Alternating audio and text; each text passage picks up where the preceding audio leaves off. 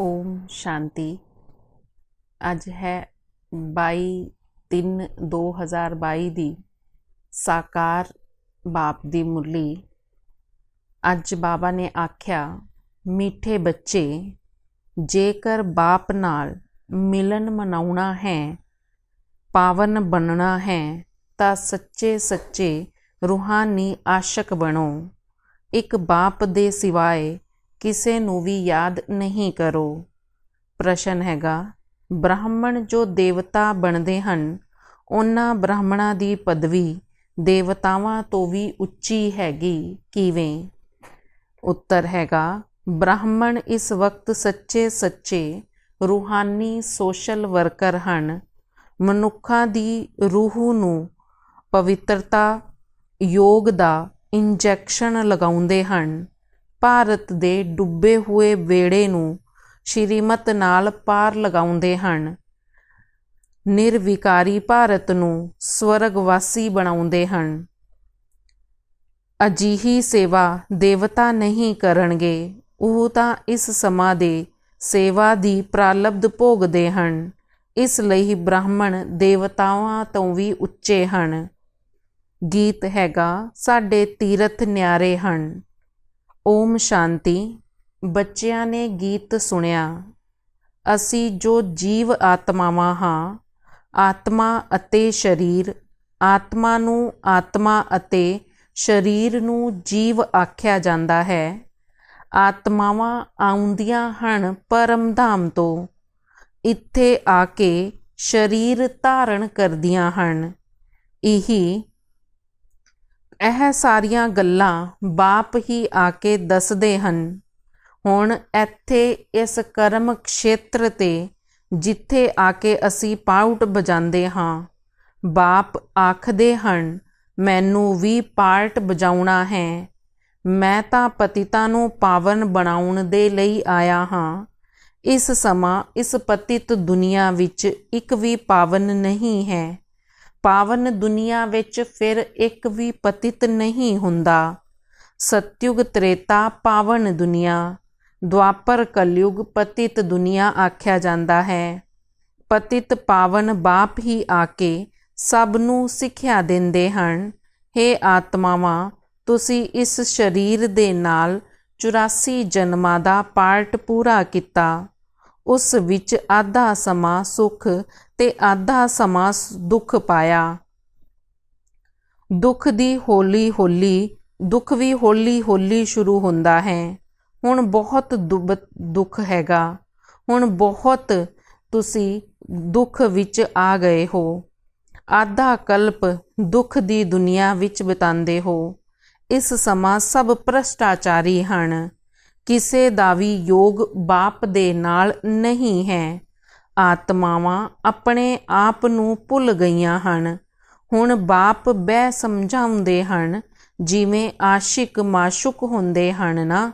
जिवें वेखो, बच्चे अते बच्ची है, एक दूजे नूं बिल्कुल भी जाणदे नहीं सन। दोवें दी जदों सगाई हो जांदी है, फिर एक दूजे दे आशिक माशुक बन जांदे हन। ਉਹ ਸਗਾਈ ਹੁੰਦੀ ਹੈ ਵਿਕਾਰ ਦੇ ਲਈ। ਵਿਕਾਰੀ ਪਤਿਤ ਆਸ਼ਿਕ ਮਾਸ਼ੁਕ ਕਹਾਂਗੇ। ਫਿਰ ਦੂਜੇ ਆਸ਼ਿਕ ਮਾਸ਼ੁਕ ਹੁੰਦੇ ਸਨ, ਜੋ ਸਿਰਫ ਤੁਹਾਨੂੰ ਹੀ ਆਖਿਆ ਜਾਂਦਾ ਹੈ, ਜੋ ਚਿਹਰੇ 'ਤੇ ਆਸ਼ਿਕ ਹੁੰਦੇ ਹਨ, ਜਿਵੇਂ ਕਿ ਲੈਲਾ ਮਜਨੂ ਆਦਿ।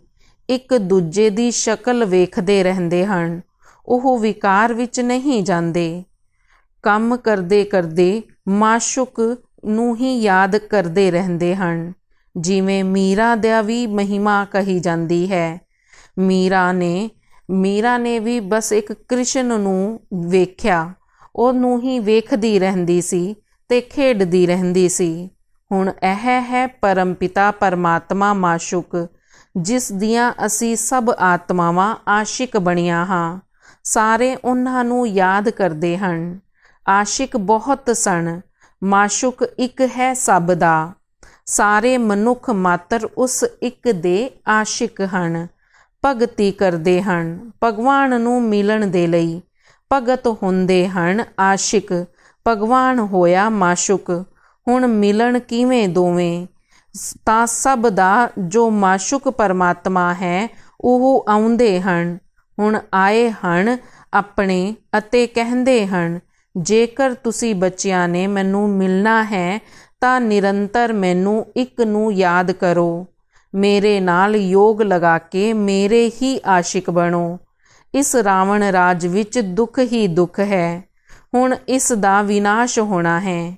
ਮੈਂ ਆਇਆ ਹਾਂ ਤੁਹਾਨੂੰ ਪਾਵਨ ਬਣਾਉਣ ਦੇ ਲਈ। ਤੁਹਾਡਾ ਇਹ ਅੰਤਿਮ ਜਨਮ ਹੈ। ਇਸ ਲਈ ਮੈਨੂੰ ਯਾਦ ਕਰੋ ਤਾਂ ਤੁਹਾਡੇ ਵਿਕਰਮ ਵਿਨਾਸ਼ ਹੋਵਣਗੇ। ਪਰਮ ਧਾਮ ਤੋਂ ਤੁਸੀਂ ਇੱਥੇ ਆਏ ਹੀ ਹੋ ਪਾਠ ਵਜਾਉਣ ਦੇ ਲਈ। ਉਹ ਨਿਰਾਕਾਰੀ ਬਾਪ ਆਖਦੇ ਹਨ, ਮੇਰੇ ਲਾਡਲੇ ਬੱਚੇ, ਹੁਣ ਅੰਤਿਮ ਸਮੇਂ ਹੈ। ਕਿਆਮਤ ਦਾ ਸਮਾਂ ਹੈ। ਸਿਰ ਤੇ ਪਾਪਾਂ ਦਾ ਬੋਝ ਬਥੇਰਾ ਹੈ। ਹੁਣ ਪੁੰਨ ਆਤਮਾ ਬਣਨਾ ਹੈ। ਯੋਗ ਨਾਲ ਹੀ ਵਿਕਰਮ ਵਿਨਾਸ਼ ਹੋਵਣਗੇ। ਪੁੰਨ ਆਤਮਾ ਬਣ ਜਾਵਾਂਗੇ। ਬਾਪ ਆਖਦੇ ਹਨ, 63 ਜਨਮ ਤੁਸੀਂ ਰਾਵਣ ਰਾਜ ਵਿੱਚ ਪਾਪ ਆਤਮਾ ਸੀ। ਹੁਣ ਤੁਹਾਨੂੰ ਪਾਪ ਆਤਮਾ ਤੋਂ ਪੁੰਨ ਆਤਮਾ ਬਣਾਉਂਦਾ ਹਾਂ। ਦੇਵਤਾ ਪੁੰਨ ਆਤਮਾ ਹਨ। ਪਾਪ ਆਤਮਾਵਾਂ ਵੀ ਪੁੰਨ ਆਤਮਾਵਾਂ ਦਾ ਪੂਜਨ ਕਰਦੇ ਹਨ। ਹੁਣ ਇਹੀ ਆਤਮਾ ਅੰਤਿਮ ਜਨਮ ਹੈਗਾ। ਮਰਨਾ ਤੇ ਸਭ ਨੇ ਹੈ, ਤਾਂ ਕਿਉਂ ਨਹੀਂ ਨਵੀਂ ਦੁਨੀਆ 'ਚ ਜਾਣ ਦੇ ਲਈ ਨਵਾਂ ਵਰਸਾ ਲੈ ਲਈਏ। ਕਿਉਂਕਿ ਨਾ ਪੁੰਨ ਆਤਮਾ ਜਦ ਤੱਕ ਨਹੀਂ ਬਣਾਂਗੇ ਤਬ ਤੱਕ ਪਾਪ ਹੀ ਹੁੰਦੇ ਰਹਿਣਗੇ। ਪੁੰਨ ਆਤਮਾਵਾਂ ਦੀ ਦੁਨੀਆ ਵਿੱਚ ਨਹੀਂ ਜਾ ਸਕਾਂਗੇ। ਸਭ ਤੋਂ ਵੱਡਾ ਪਾਪ ਹੈ ਵਿਕਾਰ ਵਿੱਚ ਜਾਣਾ। ਵਿਕਾਰੀ ਨੂੰ ਪਤਿਤ, ਨਿਰਵਿਕਾਰੀ ਨੂੰ ਪਾਵਨ ਕਿਹਾ ਜਾਂਦਾ ਹੈ। ਸੰਨਿਆਸੀ ਵੀ ਪਤਿਤ ਸਨ ਤਾਂ ਪਾਵਨ ਹੋਣ ਦੇ ਲਈ ਘਰ-ਬਾਰ ਛੱਡ ਦਿੰਦੇ ਹਨ। ਫਿਰ ਜਦੋਂ ਪਾਵਨ ਬਣਦੇ ਹਨ ਤਾਂ ਸਭ ਉਹਨਾਂ ਨੂੰ ਮੱਥਾ ਝੁਕਾਉਂਦੇ ਹਨ। ਪਹਿਲਾਂ ਜਦੋਂ ਪਤਿਤ ਸਨ ਤਾਂ ਕੋਈ ਝੁਕਦਾ ਨਹੀਂ ਸਨ। ਇੱਥੇ ਤਾਂ ਮੱਥਾ ਆਦਿ ਟੇਕਣ ਦੀ ਗੱਲ ਹੀ ਨਹੀਂ। ਬਾਪ ਬੱਚਿਆਂ ਨੂੰ ਸ਼੍ਰੀਮਤ ਦਿੰਦੇ ਹਨ, ਆਪਣੇ ਨੂੰ ਆਤਮਾ ਸਮਝੋ। ਅਸੀਂ ਇੱਥੇ ਆਏ ਹਾਂ ਪਾਠ ਵਜਾਉਣ, ਫਿਰ ਬਾਪ ਦੇ ਕੋਲ ਜਾਣਾ ਹੈ। ਹੁਣ ਜ਼ਿੰਮੇਵਾਰੀ ਤੁਹਾਡੀ ਹੈਗੀ ਪੁਰਸ਼ਾਰਥ ਕਰਨ ਦੀ। ਜਿਸਮਾਨੀ ਤੀਰਥ ਯਾਤਰਾਵਾਂ ਤੇ ਸਭ ਜਾਂਦੇ ਰਹਿੰਦੇ ਹਨ। ਤੁਹਾਨੂੰ ਹੁਣ ਵਧੀਆ ਘਰ ਸ਼ਾਂਤੀ ਧਾਮ ਜਾਣਾ ਹੈ। ਜਦੋਂ ਇਹ ਯਾਤਰਾ 'ਤੇ ਜਾਂਦੇ ਹਨ ਤਾਂ ਯਾਤਰਾ ਦੇ ਵਕਤ ਪਵਿੱਤਰ ਰਹਿੰਦੇ ਹਨ, ਫਿਰ ਘਰ ਵਿੱਚ ਆ ਕੇ ਪਤਿਤ ਬਣਦੇ ਹਨ। ਉਹ ਕੋਈ ਅਲਪਕਾਲ ਦੇ ਲਈ ਜਿਸਮਾਨੀ ਯਾਤਰਾ ਹੈ। ਹੁਣ ਤੁਹਾਨੂੰ ਰੂਹਾਨੀ ਯਾਤਰਾ ਸਿਖਾਉਂਦਾ ਹਾਂ। ਬਾਪ ਆਖਦੇ ਹਨ, ਮੇਰੀ ਸ਼੍ਰੀਮਤ 'ਤੇ ਚੱਲਣ ਨਾਲ ਤੁਹਾਨੂੰ ਮੈਂ ਨਵੀਂ ਦੁਨੀਆ ਵਿੱਚ ਲੈ ਜਾਂਦਾ ਹਾਂ। ਆਧਾ ਕਲਪ ਤੁਹਾਨੂੰ ਅਪਵਿੱਤਰ ਨਹੀਂ ਬਣਨਾ ਪਵੇਗਾ। ਸਤਯੁਗ ਵਿੱਚ ਰਾਧੇ ਕ੍ਰਿਸ਼ਨ ਦੀ ਸਗਾਈ ਕੋਈ ਪਤਿਤ ਹੋਣ ਦੇ ਲਈ ਥੋੜੇ ਹੀ ਹੁੰਦੀ ਹੈ। ਉੱਥੇ ਤਾਂ ਪਾਵਨ ਸਨ। ਬੱਚੇ ਵੀ ਯੋਗ ਬਲ ਨਾਲ ਹੀ ਪੈਦਾ ਹੁੰਦੇ ਹਨ। ਜਿਵੇਂ ਯੋਗ ਬਲ ਨਾਲ ਤੁਸੀਂ ਵਿਸ਼ਵ ਦੇ ਮਾਲਿਕ ਬਣਦੇ ਹੋ, ਉੱਥੇ ਬੱਚੇ ਵੀ ਕਦੇ ਸ਼ੈਤਾਨੀ ਨਹੀਂ ਕਰਦੇ, ਕਿਉਂਕਿ ਉੱਥੇ ਮਾਇਆ ਹੁੰਦੀ ਹੀ ਨਹੀਂ। ਬੱਚੇ ਚੰਗੇ ਕਰਮ ਹੀ ਕਰਨਗੇ। ਉਹ ਕਰਮ ਅਕਰਮ ਹੋ ਜਾਵਣਗੇ। ਉੱਥੇ ਰਾਵਣ ਰਾਜ ਵਿੱਚ ਤੁਹਾਡੇ ਕਰਮ ਵਿਕਰਮ ਬਣ ਜਾਂਦੇ ਹਨ। ਇਹ ਖੇਡ ਜੋ ਬਣਿਆ ਹੋਇਆ ਹੈ, ਤੁਸੀਂ ਸਭ ਕੁਮਾਰ ਕੁਮਾਰੀਆਂ ਆਪਸ ਵਿੱਚ ਭਾਈ ਭੈਣ ਬਣ ਜਾਂਦੇ ਹੋ। ਸ਼ਿਵ ਬਾਬਾ ਦੇ ਪੋਤਰੇ ਹੋ ਗਏ। ਵਰਸਾ ਦਾਦੇ ਤੋਂ ਮਿਲਦਾ ਹੈ, ਸਵਰਗ ਦੀ ਬਾਦਸ਼ਾਹੀ ਦਾ। ਹੁਣ ਬਾਪ ਆ ਕੇ ਮੇਲ ਫੀਮੇਲ ਦੋਵਾਂ ਦਾ ਯੋਗ ਆਪਣੇ ਨਾਲ ਲਗਾਉਂਦੇ ਹਨ। ਕਹਿੰਦੇ ਹਨ, ਗ੍ਰਸਤ ਵਿਵਹਾਰ ਵਿੱਚ ਰਹਿੰਦੇ ਪਵਿੱਤਰ ਬਣੋ। ਇਹੀ ਬਹਾਦੁਰੀ ਵਿਖਾਣੀ ਹੈ। ਇਕੱਠੇ ਰਹਿ ਕੇ ਕੰਮ ਅਗਨੀ ਨਾਲ ਨਹੀਂ ਲੱਗਣਾ। ਇਵੇਂ ਰਹੋ ਜਿਵੇਂ ਘਰ ਗ੍ਰਸਤ ਵਿੱਚ ਕਮਲ ਦਾ ਫੁੱਲ ਦੀ ਮਿਸਾਲ ਦਿੱਤੀ ਜਾਂਦੀ ਹੈ। ਸ਼ਿਵ ਭਗਵਾਨੂਵਾਚ, ਕ੍ਰਿਸ਼ਨ ਕੋਈ ਭਗਵਾਨ ਨਹੀਂ ਹੈ। ਉਹ ਤਾਂ ਦੈਵੀ ਗੁਣਾਂ ਵਾਲਾ ਮਨੁੱਖ ਹੈ।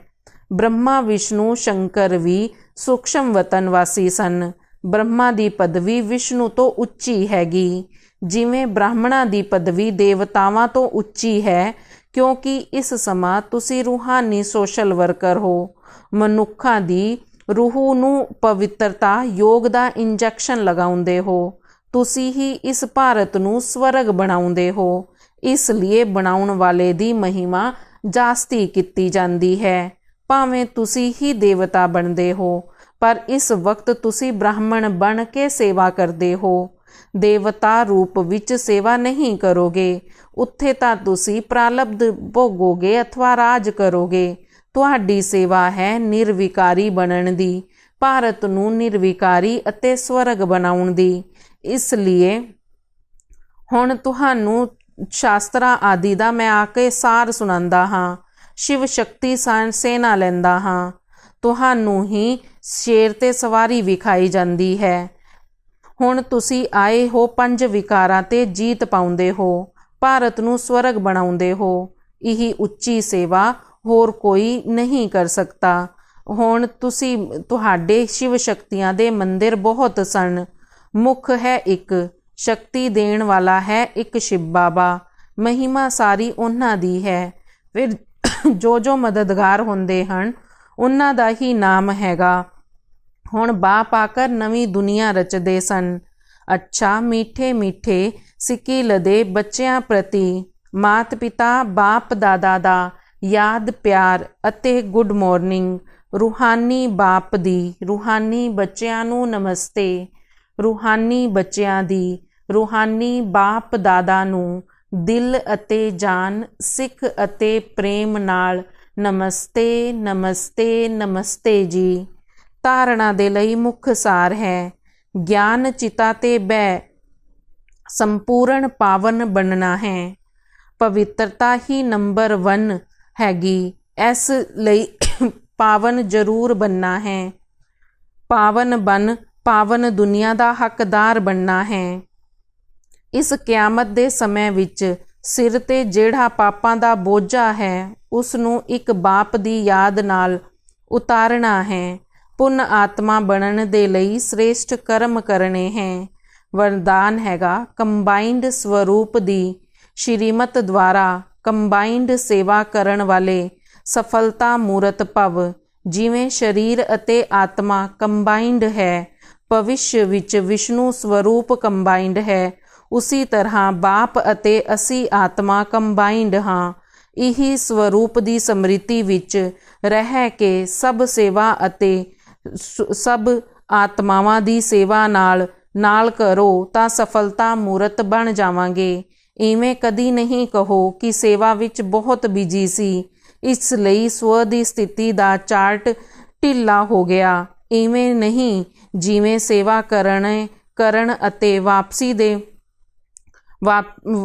ਤੇ ਕਰੋ ਮਾਇਆ ਆ ਗਈ, ਫਿਰ ਕਹਾਂਗੇ ਮਾਇਆ ਨੇ ਸਾਨੂੰ ਡਿਸਟਰਬ ਕਰ ਦਿੱਤਾ। ਜੇ ਕੰਬਾਈਨਡ ਹੋ ਕੇ ਸੇਵਾ ਕਰਾਂਗੇ ਤੇ ਮਾਇਆ ਕਦੇ ਵੀ ਡਿਸਟਰਬ ਨਹੀਂ ਕਰੇਗੀ। ਸੇਵਾ ਵਿੱਚ ਵਿਧੀ ਦਾ ਧਿਆਨ ਰੱਖੋ ਤਾਂ ਸਭ ਅਤੇ ਸਭ ਦੀ ਸੇਵਾ ਕੰਬਾਈਨਡ ਹੋ ਜਾਵੇਗੀ। ਸਲੋਗਨ ਹੈਗਾ ਹੱਦ ਦੀਆਂ ਇੱਛਾਵਾਂ ਦੀ ਆਹੂਤੀ ਪਾ ਦਿਓ ਤੇ ਮਹਾਨ ਸੰਪਤੀਵਾਨ ਬਣ ਜਾਓਗੇ। ਹੱਦ ਦੀਆਂ ਇੱਛਾਵਾਂ ਦੀ ਆਹੂਤੀ ਪਾ ਦਿਓ ਤਾਂ ਮਹਾਨ ਸੰਪਤੀਵਾਨ ਬਣਦੇ ਹਾਂ। ਓਮ ਸ਼ਾਂਤੀ।